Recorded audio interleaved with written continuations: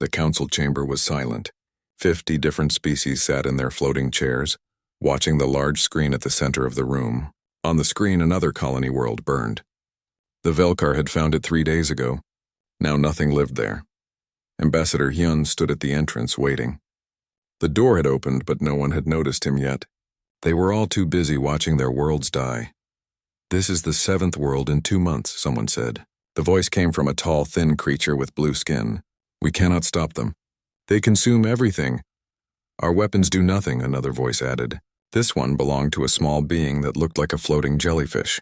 "They adapt too quickly. What kills one does not kill the next." Hyun cleared his throat. The sound was quiet, but every head in the room turned toward him. He saw their faces change. Some looked curious.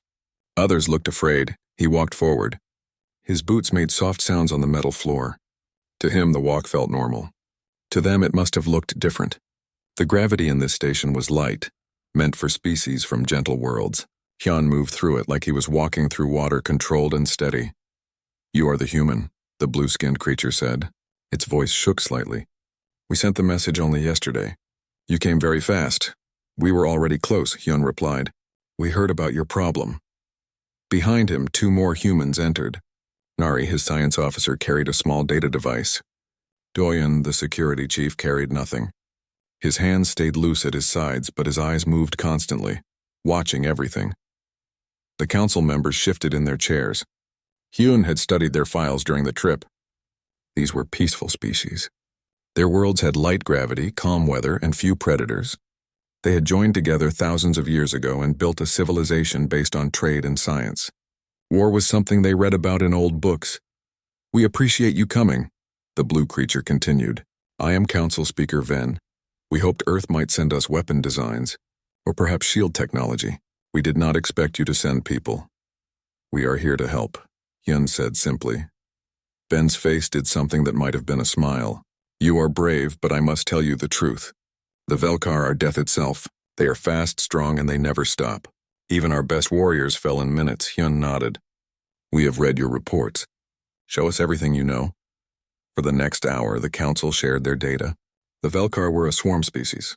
They had thick shells, sharp claws, and acid blood. They attacked in groups with perfect coordination. Worst of all, they learned, if something killed them once, it would not work again. "They come from a dark region of space," Ven explained. "A place where stars are dying. We think they are looking for new worlds to consume." Nari studied the images on her device. "What is their home world like?" "We do not know," Ven admitted. "We only know it must be terrible. The Velkar can survive in almost any environment. Heat, cold, radiation, poison air. Nothing stops them." "Interesting," Nari said softly. Ven looked at her strangely. "You find this interesting?" "My people find it horrifying. We come from a world with many dangerous things," Nari replied. "We know how to deal with creatures that adapt." Another council member spoke up. This one looked like a bird with 4 wings. "Forgive me, but I must ask. What makes you think you can fight the Velkar? You are just 3 people. You have no weapons. You do not even wear armor." Doyen spoke for the first time. His voice was quiet and calm.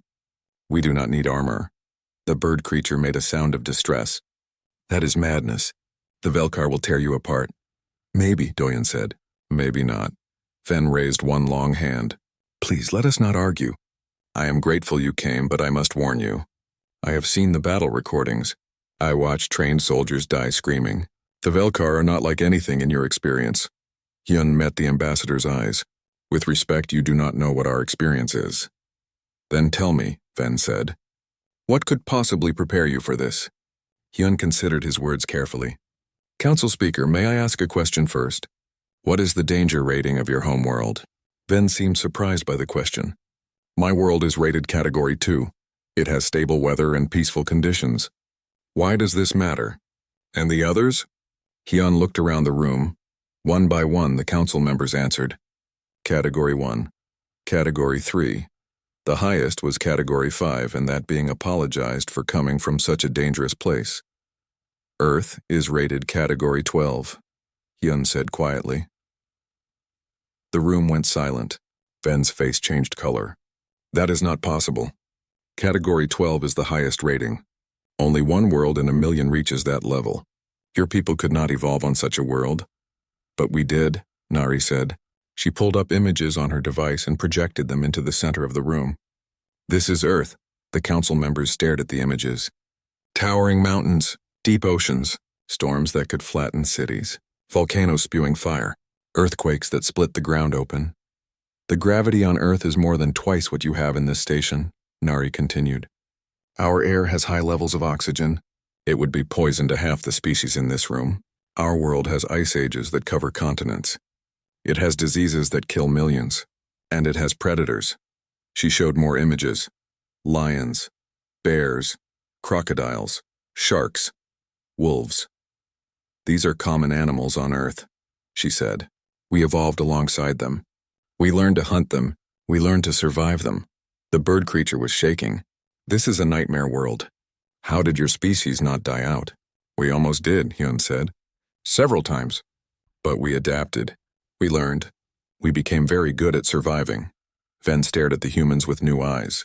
For the first time he seemed to notice things. The way they stood, balanced and ready.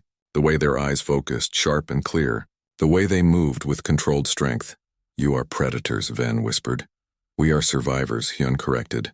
And we are here to help you survive too. Doyun stepped forward. Show us where the Velkar are.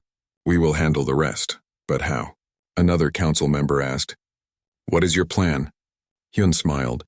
It was meant to be friendly. But he saw several aliens flinch when they saw his teeth.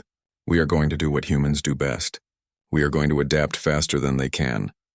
Ven was quiet for a long moment. Then he touched a control on his chair. A star map appeared in the center of the room. The Velkar are here. They are consuming a mining colony. 3,000 people are trapped there. We cannot evacuate them in time. How long do we have? Hyun asked. 2 days. Maybe 3. We will leave within the hour, Hyun said. Prepare a ship for us. As the council members hurried to obey, Ven approached Hyun. The ambassador looked tired and scared. I hope you know what you are doing. If you fail, we have no other options. The Velkar will spread until they consume everything. Hyun placed a hand on Ven's thin shoulder. The gesture was meant to be comforting, but Ven flinched at the strength in that grip. We will not fail, Hyun said. Humans do not give up. It is not in our nature. As they left the chamber, one of the council members whispered to another. Hyun heard it clearly. His hearing was better than they knew. What have we done? The voice said. We called for help and they sent Deathworlders. Hyun smiled to himself. They had no idea what was coming. The Velkar would learn soon enough. Earth had sent its children, and Earth's children did not know how to quit. The ship was called the Swiftwing. It was a council vessel built for speed and comfort. The crew was small, just 10 aliens from different species. They watched the humans with nervous eyes as Hyun and his team came aboard.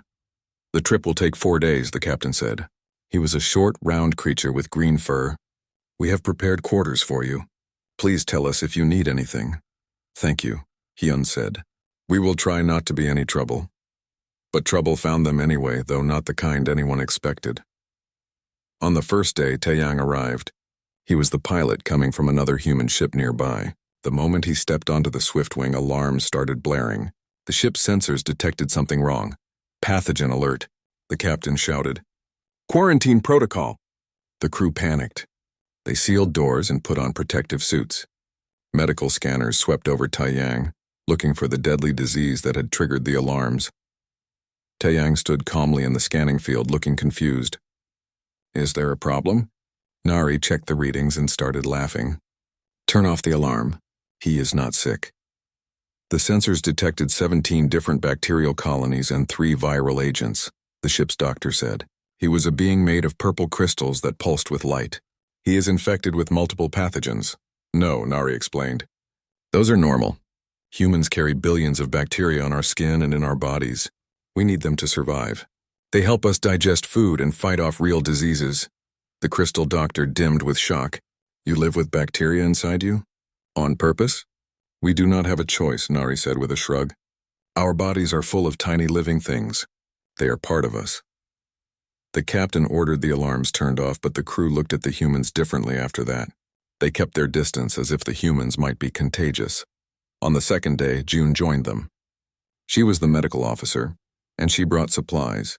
As she organized her medical kit, one of the crew members came to watch. What are all these tools for? The crew member asked. She was a tall, thin being with silver skin. This is for stitching wounds, June explained, holding up a curved needle. This is for setting broken bones. These are pain medicines. These are antibiotics for infections. The silver being looked confused. But where is the regeneration tank? The cellular repair device? We do not have those, June said. Then how do you heal injuries? June smiled. We heal naturally. Our bodies repair themselves. That is impossible. Serious injuries require technology to fix. June thought for a moment. Then she picked up a small knife from her kit. Before anyone could stop her, she cut a line across her palm. Blood welled up bright red. The silver being screamed.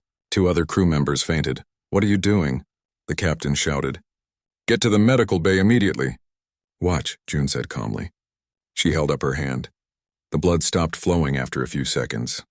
This is a minor cut. It will stop bleeding on its own. In a week, it will be completely healed. In a month, there will be no scar. The captain stared at her hand in horror. Your body can do that? Without any technology? Yes, June said. She wrapped a simple bandage around her palm. Humans heal from most injuries naturally. Broken bones, cuts, even some organ damage. Our bodies just fix themselves if we give them time, the crew members whispered among themselves. They looked at June like she was some kind of monster. She noticed their fear and felt bad about scaring them. I am sorry, she said. I did not mean to frighten you. I just wanted to show you what human bodies can do. It is not your fault, the captain said quietly. We are just not used to beings who can survive such trauma. On my world, a cut like that would require immediate medical intervention or we would die from blood loss. Do-yoon had been watching from the doorway. How do your people survive accidents? He asked. We try very hard not to have accidents, the captain replied. On the 3rd day, Nari gave a presentation to the crew. She thought it would help them understand humans better. She was wrong. Earth is our home world, she began, showing images on a screen. It is an old planet with a violent history. She showed them mountains pushing up from the ground, continents smashing together, asteroids hitting the surface and throwing dust into the sky. 5 times in Earth's history, almost all life died, she continued. We call these extinction events. But life always came back. It always adapted. How did anything survive? A crew member asked. Life on Earth is very stubborn, Nari said. It finds a way. Humans evolved during one of the most dangerous periods. The climate was unstable. Food was scarce. Predators were everywhere. She showed images of ancient Earth. Ice sheets covered half the planet. Then the ice melted and deserts spread. Then the ice came back. Our ancestors survived by being smart and tough, Nari explained. They learned to make tools. They learned to work together. And they learned to never ever give up. She showed more images. Humans climbing mountains. Humans crossing oceans. Humans living in deserts and jungles and frozen wastelands. Humans can survive almost anywhere, she said. We can go days without food. We can drink water that would poison other species after we boil it. We can heal from injuries that would kill most beings. And we can adapt to almost any environment. The crew sat in stunned silence. Your species is terrifying, one of them finally said. Nari looked surprised. We are not trying to be scary. We are just showing you why we can help with the Velkar problem. The Velkar are a plague that consumes worlds, another crew member said. You talk about them like they are just another problem to solve. Because they are, Nari replied. Yes, they are dangerous. But humans have dealt with dangerous things before. We are still here. That evening, Taeyang was training in the cargo bay. The ship had a small exercise area, but the equipment was built for species from low-gravity worlds. It was far too easy for him. Instead, he did exercises using just his body weight. Push-ups, pull-ups, squats. He moved smoothly, breathing steadily. Several crew members gathered to watch. They had never seen anything like it. How long can you do that? One of them asked.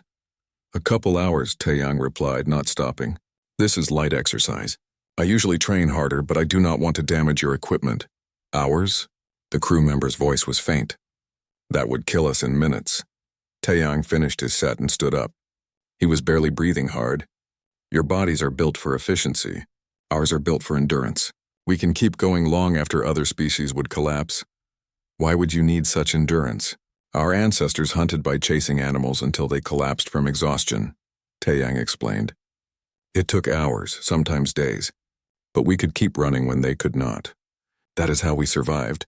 The crew member backed away slowly. You are persistence hunters. I read about those in biology class. They are considered one of the most terrifying predator strategies. We prefer to think of it as determination, Taeyang said with a smile. On the fourth day, they were close to their destination. The crew was tense. They would soon see the Velkar with their own eyes. Yun gathered his team for a final meeting. The colony has about 3,000 people, he said. Most are sheltering in underground bunkers. The Velkar are on the surface, spreading through the buildings. Do we have weapons? Doyen asked. The council is providing some basic equipment, Yun replied. But mostly we will use what we find on the colony. Good, Doyen said. Improvised weapons are more unpredictable, harder for the Velkar to adapt to. The captain overheard this conversation. He came over to them, his green fur standing on end with stress. You are planning to fight the Velkar with improvised weapons? He asked. That is suicide. It is tactics, Hyun corrected. If we use the same weapons every time, they will learn. We need to be creative. But you could die. We could, Hyun agreed. But we will not. Humans are very hard to kill. The captain looked at these strange, terrifying beings from the death world. They were calm. They were confident. They talked about fighting an unstoppable enemy like it was a normal day at work. I do not understand you, the captain said quietly. You should be afraid. Why are you not afraid? Hyun considered the question. We are afraid, he finally said. Fear is natural. But we learned long ago that fear is just information. It tells us there is danger. It does not tell us to give up. What does it tell you to do? To be ready, Hyun replied. To be smart. To be strong. And to protect those who cannot protect themselves. The ship's alarms began to sound. They had arrived at the colony world. On the main screen, they could see the planet below. Smoke rose from the cities. Strange organic structures covered parts of the surface. The Velkar were already changing the world to suit them. This is it, Yun said to his team. Remember your training. Watch each other's backs and show them what humans can do. The crew watched as the humans prepared their equipment. There was no advanced technology, just simple tools, basic medical supplies, and determination. They are going to die, one crew member whispered to another. But the captain was not so sure anymore. He had watched these humans for 4 days. He had seen what their bodies could do. He had heard about their world and their history. Maybe, just maybe, the Velkar were about to learn what it meant to face a species from a death world. The humans headed for the transport shuttle. As Hyun passed the captain, he nodded once. The shuttle landed hard on the colony surface. The moment the door opened, the smell hit them. It was like rotting meat mixed with chemicals. Most species would have vomited or passed out. The humans just wrinkled their noses. Unpleasant, Nari commented, but manageable. They stepped out onto what used to be a landing pad. Now it was covered in strange organic matter. Black and purple growth spread across the metal like a disease. In the distance, they could see buildings wrapped in the same material. The Velkar change everything they touch, Doyen observed. They are terraforming the planet. Not if we stop them, Hyun said. He checked his equipment. The council had given them basic tools and protective gear, but nothing fancy. Good. Fancy equipment was predictable. Minho, the engineer, had arrived with them. He was young but skilled with technology. He scanned the area with a handheld device. I am picking up movement in the main colony building, he reported. Something big. Multiple signals. The Velkar, Yun confirmed. The civilians are in bunkers below that building. We need to clear a path to them. Sora, the communications officer, set up a small transmitter. I'm establishing a link to the bunkers now, she said. Her fingers moved quickly over the controls. Connection established. They can hear us, Hyun activated his radio. This is the human rescue team. We are here to help. Stay in the bunkers and keep the doors sealed. We will come to you. A frightened voice came back over the radio. The Velkar are everywhere. They are trying to break through our doors. We do not have much time. We know, Hyun replied calmly. Hold on. Help is coming. They moved toward the colony building. Hyun took point with Doyun and Taeyang on the flanks.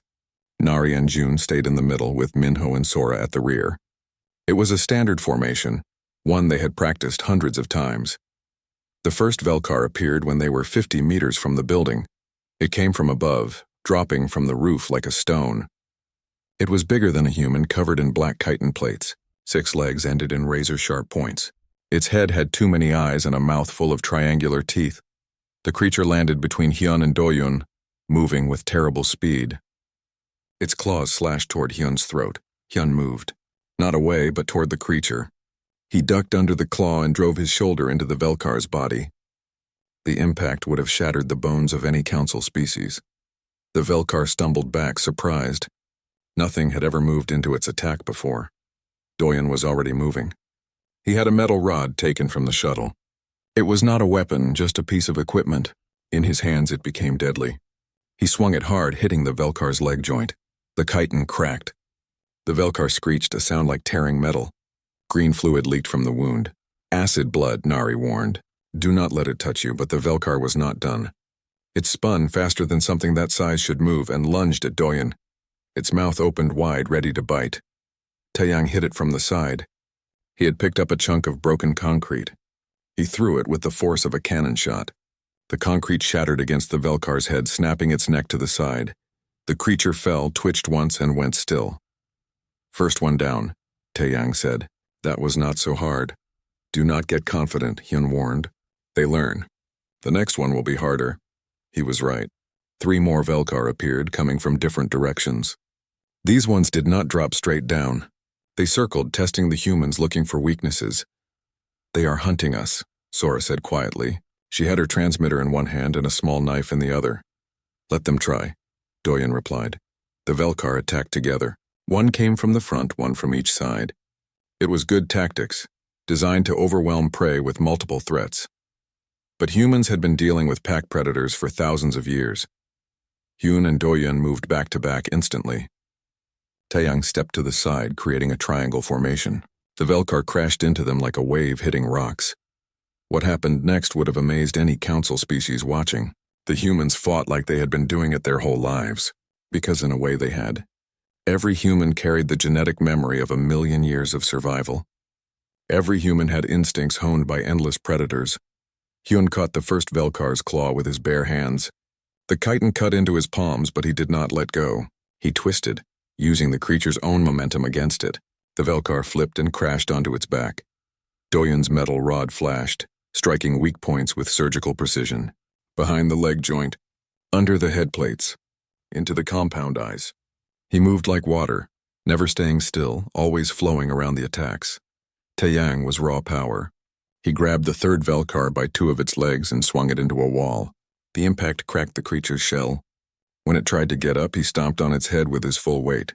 The fight lasted less than a minute. 3 more Velkar lay dead or dying on the ground. Everyone okay? Hyun asked. His hands were bleeding, but he ignored the pain. Fine, Doyun reported. They are fast but predictable. June, check Hyun's hands, Nari ordered. June rushed over. She cleaned the cuts quickly and wrapped them in simple bandages. Try not to grab any more of them, she said. I will do my best, Hyun replied with a slight smile.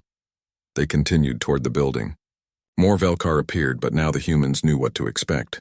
They worked as a team, protecting each other, adapting to each new attack. Minho proved his worth when a Velkar blocked their path to the building entrance. The engineer looked at the creature, then at the building's power systems. Give me 30 seconds, he said. He ran to a control panel on the wall and started working. His fingers flew over the alien controls, figuring out the system by intuition and experience. 20 seconds, Doyun called. He was keeping the Velkar busy, dodging its attacks while Hyun and Taeyang dealt with others. Almost there, Minho muttered. 10 seconds. Got it. Minho slammed his hand on a control. The building's emergency power surged. All the lights turned on at once, blazing bright. The Velkar screamed. They hated light. They scattered, retreating into shadows. Nice work, Hyun said. That bought us time. They entered the building. Inside was worse than outside. The organic growth covered everything. It pulsed like it was breathing. The walls dripped with slime. The air was thick and hard to breathe. Sora checked her instruments. The bunkers are 3 levels down. The stairs are that way. They moved through corridors that looked like the inside of a living thing. Nari took samples as they walked, studying the Velkar's biological structure.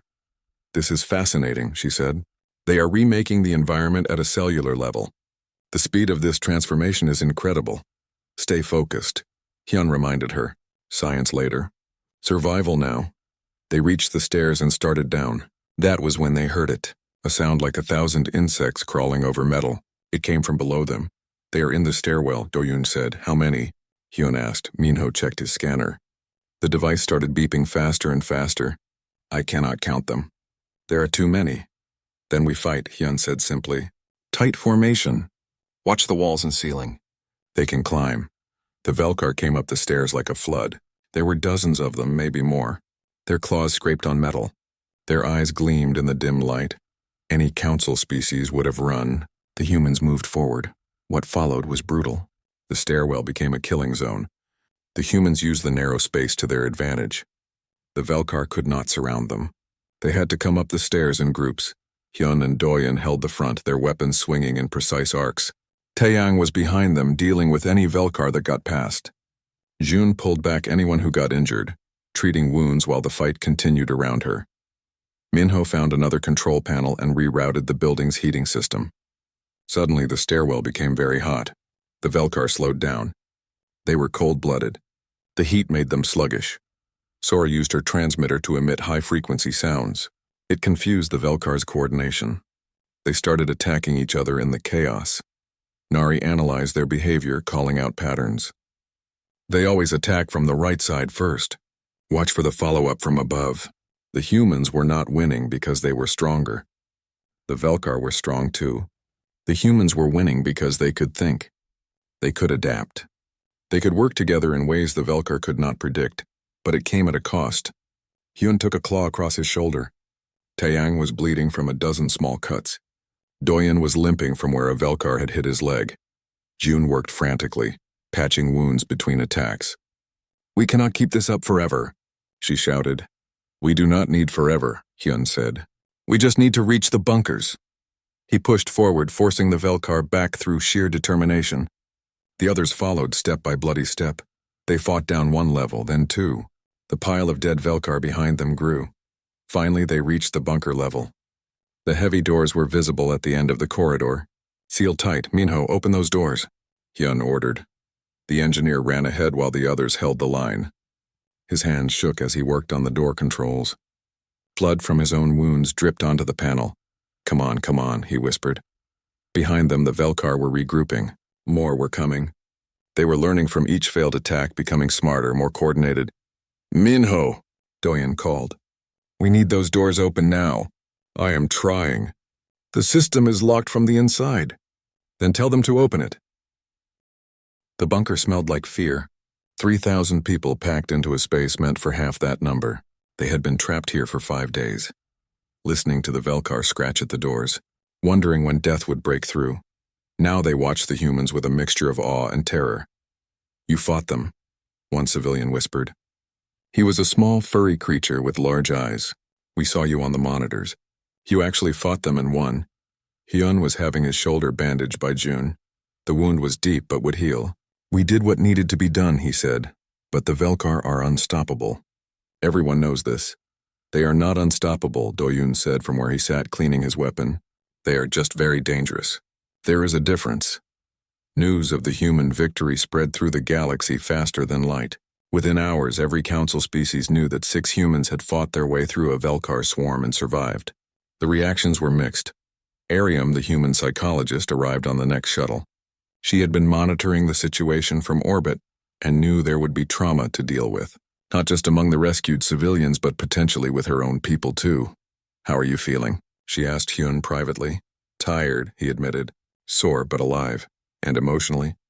Hyun was quiet for a moment. I have seen a lot of combat in my life. This was different. The Velkar fight with intelligence. They learn. They adapt. It was like fighting against a mirror of ourselves. Does that bother you? Yes, he said honestly. Because it means they are not just monsters. Monsters are easy to kill, but if they are intelligent, then what does that make us for killing them? Ariam nodded. This was the conversation she had been expecting. Keep thinking about that. It is important. While the humans rested, Nari studied the samples she had collected. She set up a small laboratory in a corner of the bunker and worked through the night. What she discovered changed everything. Hyun, she called. You need to see this. He came over along with Doyen and the others. Nari had images displayed on her portable screen. The Velkar biology is fascinating, she began. They are not like anything I have seen before. Their cells can adapt to almost any environment. But look at this. She showed them detailed scans of Velkar tissue. See these structures? These are similar to what we would call a brain, but they are distributed throughout the body. Each Velkar is intelligent on its own. We already knew they could learn, Doyen said. Yes, but look deeper. Nari zoomed in on the cellular structure. See this pattern? This is communication. They can share information between themselves instantly. They are not just coordinating. They are thinking together. Hyun leaned closer. Like a hive mind? More than that. Each Velkar is an individual, but they can link their minds together when needed. They become smarter as a group. Nari's face was troubled. This level of sophistication does not evolve by accident. The Velkar come from a world that forced them to become this way. A death world, Hyun said quietly. Like Earth. Maybe worse than Earth. The implications settled over them like a heavy weight. The Velkar were not mindless creatures. They were survivors from a terrible place, just like humans. 2 days later, something impossible happened. The Velkar stopped attacking. The scratching at the doors stopped. The sensors showed them retreating from the colony. The humans cautiously ventured outside and found the colony's surface empty. The organic growth was still there, but the Velkar themselves were gone. They ran away, Taeyang said, confused. Why would they do that? Maybe we hurt them too badly, Minho suggested. But Sora was monitoring her communications equipment. I am picking up a signal, she said. It is directed at us. From the Velkar. Everyone went silent. Can you translate it? Hyun asked. Working on it now. Sora's fingers moved over her controls. The signal was complex, layered with meaning. Slowly, she pieced it together. It is not words. It is more like concepts, images. They are trying to communicate. Well, what are they saying? Sora's face went pale. They want to talk. They are asking us to come to them. The council, watching from orbit, immediately sent a message. Do not go. It is a trap. The Velkar are trying to lure you away from safety. But Hyun was not so sure. If they wanted to kill us, they could have kept attacking. We were injured and tired. Eventually, they would have broken through. Maybe they were injured too, Doyun suggested.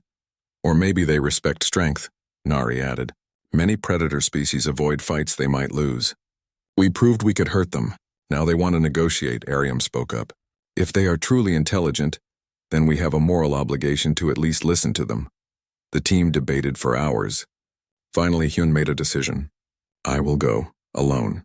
The rest of you stay here with the civilians. That is foolish, Doyun said. You need backup. If it is a trap, better they catch one of us than all of us. If it is not, then maybe we can learn why they are doing this. June prepared a medical kit for him. Arium gave him advice on communication with potentially hostile species. Nari made sure he had recording equipment to document everything. Be careful, Nari said. We still do not know what they really want. Hyun walked alone across the transformed colony surface. The organic growth felt soft under his boots. The air was thick with the chemical smell of Velkar presence. Every instinct told him to be ready for an attack. He found them waiting in the central plaza. Not a swarm, but a small group. Maybe 20 Velkar arranged in a circle. In the center of the circle was something new. Something the humans had not seen before. It was larger than the others. Its chitin was darker, almost black. Its eyes were more focused, more intelligent. As Hyun approached, it turned to face him. I am Hyun, he said, not knowing if it could understand. I came to talk. The large Velkar did not speak. Instead, images flooded into Hyun's mind. He gasped, stumbling back. It was telepathy, crude and overwhelming. He saw a world, a dark planet orbiting a dying star. The Velkar homeworld. It was terrible beyond description. Constant radiation. Toxic atmosphere. Predators everywhere, each one deadlier than the last. The Velkar had evolved not just to survive, but to consume everything around them. It was the only way to stay alive. Then he saw the star growing darker, the planet growing colder, the Velkar facing extinction. They had no choice but to leave, to find new worlds, to consume them so they could survive. The images stopped. Hyun stood breathing hard, understanding flooding through him. You are refugees, he said. You are desperate. The Velkar queen, because that is what she was, tilted her head. More images came, but gentler this time. She showed him humans fighting. She showed respect, recognition. One apex predator acknowledging another. Then she showed a question. Would the humans help? Or would they fight? Hyun activated his communicator. Nari, are you getting this? Yes, her voice came back, shaken. We are recording everything. Hyun, they are asking for mercy. I know. What are you going to tell them? Hyun looked at the Velkar Queen. She was terrifying. She was deadly. But she was also a mother trying to save her species, just like humans had been, many times throughout history. I cannot answer alone, he said, speaking to both Nari and the Queen. This is bigger than me. We need to take this to the council. The Queen understood. She sent one final image. Velkar following humans, trusting them, hoping. I will try, Hyun promised. But you need to stop attacking colonies.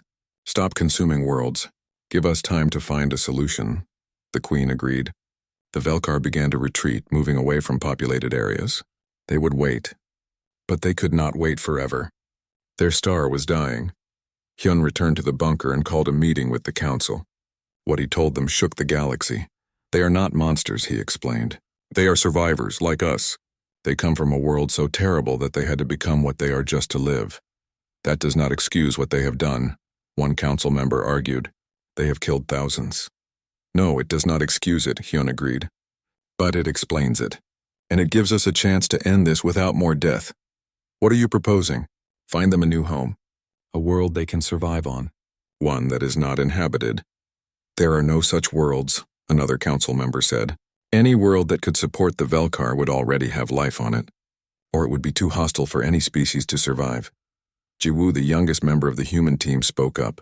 She had been quiet until now, listening and learning. What about a Category 12 world? The room went silent. A death world? The council members looked horrified. You cannot be serious. Why not? Jiwoo asked. The Velkar need a harsh environment. Most species cannot survive on such worlds. But we can. We could help them establish a colony. Nari pulled up star charts. There are several uninhabited high-category worlds in this sector. This one is Category 11. Volcanic activity, high radiation, toxic atmosphere, perfect for the Velkar, deadly for most council species. And you would help them settle there? A council member asked. After they attacked you? Hyun looked around at his team. Doyeon the warrior nodded. Nari the scientist agreed. Jun Taeyang, Minho Sora, all of them supported the plan. Even Ariam, who understood the darkness in human nature, believed this was the right choice. We would, Hyun said, because we understand what it means to come from a harsh world. We understand what it means to fight for survival, and we understand that mercy is not weakness. It is strength. The ship entered Velkar space 3 weeks after the treaty was signed. It was a human vessel this time, built to withstand harsh conditions. The crew was small. Hyun and his team, plus a few brave council observers who wanted to witness history. The space itself looked wrong. Stars were dimmer here, older. Radiation levels were high enough to kill most species within hours. The humans checked their equipment and kept going. I cannot believe we agreed to this, one of the alien observers said. She was a floating jellyfish-like being named Kess. We are going to the home system of the most dangerous species in the galaxy. The second most dangerous, Toyin corrected with a small smile. Kess looked at him with her multiple eyes. You joke, but the council is right to fear what you represent. And what is that? Nari asked. The possibility that mercy and violence can exist in the same being. We do not understand how you can fight so brutally one day and offer peace the next. It is called being human, June said simply. We are complicated. As they approached the Velkar homeworld, the sensor readings got worse. The planet was dying. Its atmosphere was breaking down. The oceans were freezing. The star that gave it life was collapsing into itself. How long do they have? Hyun asked. Nari checked the data. 5 years. Maybe 10. Then the planet will be completely dead. And they have no ships capable of evacuating everyone. The Velkar are biological specialists, not engineers. They can adapt their bodies to almost anything, but they never developed advanced technology. They are trapped here. The Velkar Queen met them on the planet's surface. She brought only a small guard. A gesture of trust that Hyun appreciated. This time, the telepathic communication was clearer. The Queen had learned to be gentler with human minds. She showed them her world, the vast underground cities where billions of Velkar lived. the hatcheries where young ones grew, the elders who remembered when the star was bright. She showed them the desperation. The food running out, the cold creeping in, the slow death of an entire species. Hyun felt the weight of it. Billions of lives depending on what happened here. "We found a world for you," he said. He had brought images to share. "It is harsh, hot, high radiation, volcanic, but it is stable. And it is empty. You can make it your home." The Queen examined the images through their telepathic link. Hyun felt her hope, her fear, her desperate need to believe this was real. But then came a problem. She showed him the numbers. Billions of Velkar. One human ship. How could they possibly move everyone? "We cannot," Hyun admitted. "Not with one ship. Not even with 10 ships. Moving an entire species across space would take decades."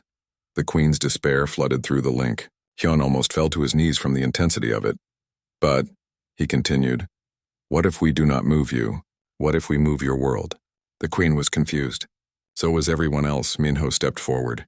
"Your planet is dying because the star is dying. But what if we give you a new star?"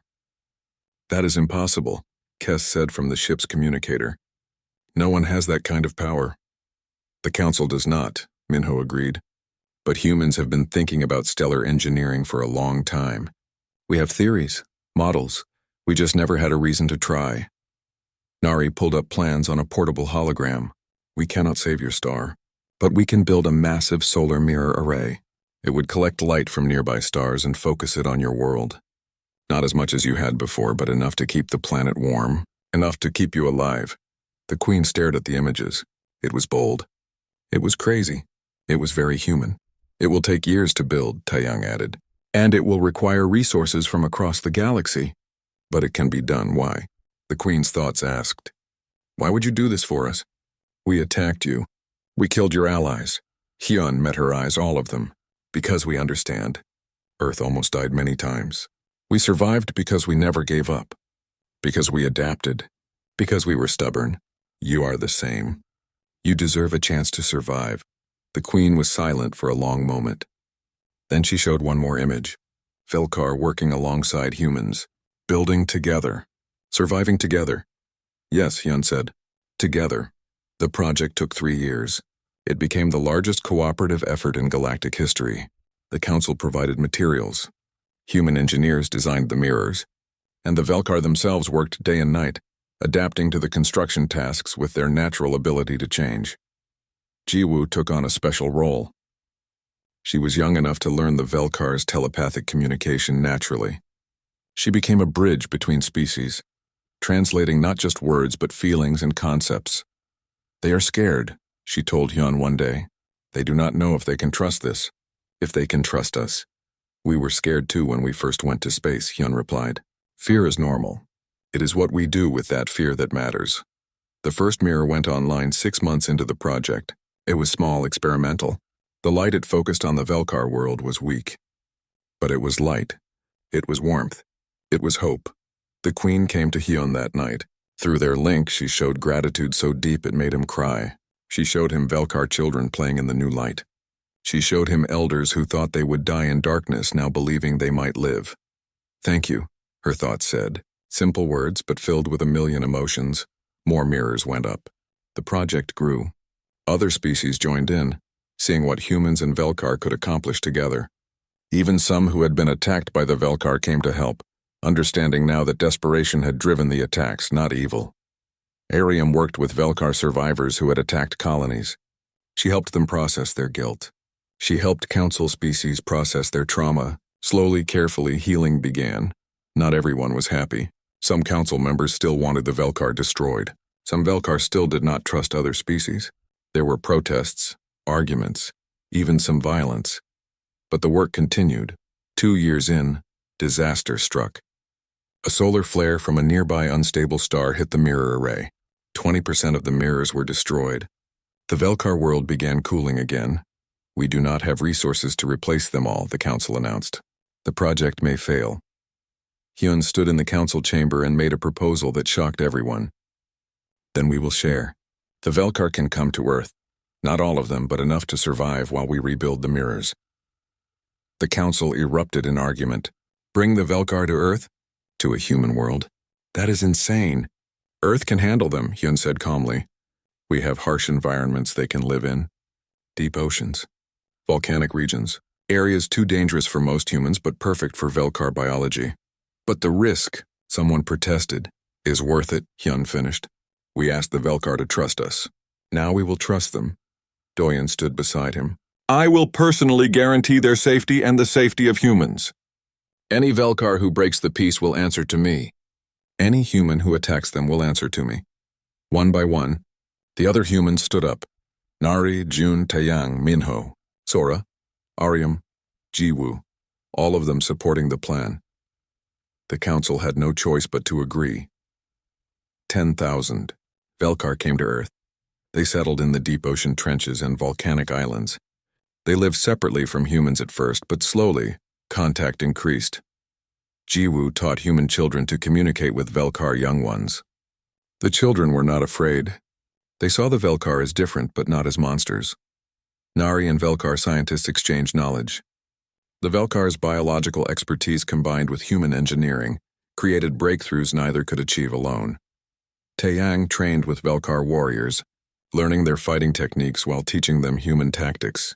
They sparred together, building respect through shared challenge. Meanwhile, the mirror array was rebuilt. This time, stronger, better, designed with both human and Velkar input. 3 years after the project began, the last mirror came online. The Velkar homeworld was saved. The temperature stabilized. Life could continue. The Queen came to the dedication ceremony. She stood before the entire Galactic Council and spoke through Jiwoo's translation. We were dying. We were desperate. We did terrible things because we saw no other choice. The humans showed us there is always another choice. They showed us that strength is not just about surviving. It is about helping others survive too. She turned to Hyun. You came from a death world. You could have been destroyers. Instead, you became protectors. You are what we should all aspire to be. The Council offered humanity a permanent seat at the table, not just as members but as leaders. As examples, Hyun accepted, but with conditions. We will lead, but we will not rule. We are still learning ourselves. We are still making mistakes. We are just trying to be better than we were yesterday. Aram smiled at that. It was very human. Never satisfied with success. Always looking for improvement. 5 years after first contact, Earth and the Velkar world established a permanent exchange program. Humans lived on the harsh alien planet, helping to build and maintain the mirrors. Velkar lived on Earth, contributing to science and culture. The Velkar who had stayed on Earth became known as the Earth Swarm. They were different from their homeworld cousins. Living alongside humans had changed them, just as humans had changed from knowing the Velkar. They became protectors too. When pirates attacked a council merchant ship, the Earth Swarm responded. They fought with human tactics and Velkar biology. The pirates surrendered in minutes, terrified of this new combination.